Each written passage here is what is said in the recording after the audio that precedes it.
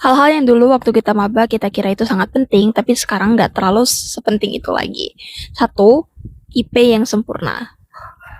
Kita selalu nargetin gak sih kayak IP itu minimal 4, IP semester lah, kita harus bagus, nilai harus A semua. Tapi realita nggak bisa berkata seperti itu juga. IP nggak mesti harus sempurna guys. Yang penting you just do your best. Kamu tetap melakukan yang terbaik, kerjain tugas dengan baik. Kalau misalnya hasilnya nggak 4 sekalipun, ya nggak apa-apa. At least 3,9, 3,8, 3,7 masih bagus lah ya.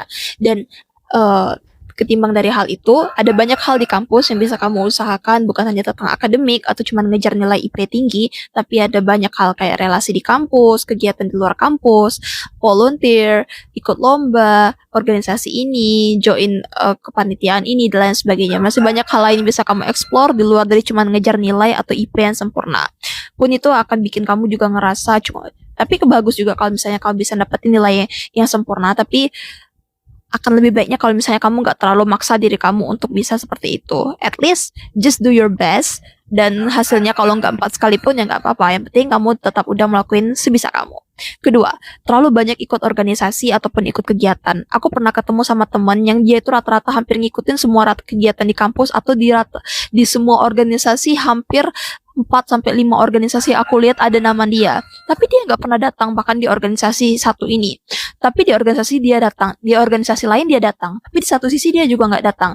Itu bikin orang jadi bingung sebenarnya identitas kamu itu sebagai seorang apa. Kalau misalnya kamu ikut terlalu banyak organisasi, kamu nggak bisa bagi waktu itu juga, dan pasti kesulitan juga bagi waktu itu sendiri kan. Dan orang juga nggak tahu sebenarnya tupoksi atau tugas kamu utama ini di mana. Jadi saran aku, daripada kamu ikut 5 sampai 6 organisasi sekaligus di dalam ataupun luar kampus, lebih baik benar-benar pilih organisasi yang selinier dengan ranah kamu, atau organisasi yang memang kamu punya jabatan di sana, kamu pegang kewenangan di sana, yang benar-benar kamu berkontribusi dan ada kontribusimu di sana nyata gitu loh, bukan sekedar numpang nama doang.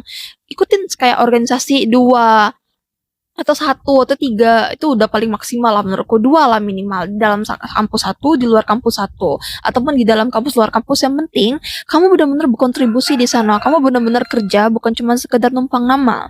So itu dia menurutku hal-hal yang kamu kira dulu itu sangat penting, sangat keren, tapi ternyata itu nggak terlalu loh.